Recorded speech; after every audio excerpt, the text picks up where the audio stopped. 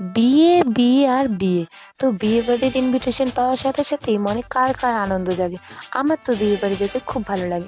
সেই কারণেই বিয়ে বাড়ির ইনভিটেশন পাওয়াতেই আমরা সবাই সেজেগুজে চলে গেছিলাম পাড়ারই এক বিয়েতে।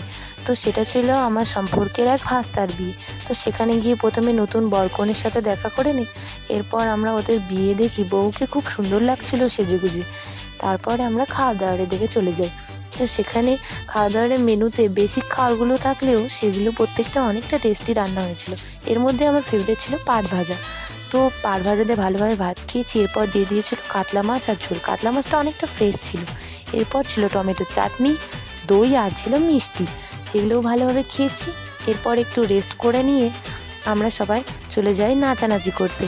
কারণ পাড়ার বিয়ে বলে কথা, সব বোনেরা এক জায়গায় হয়েছি, নাচ না করলে আর হয়?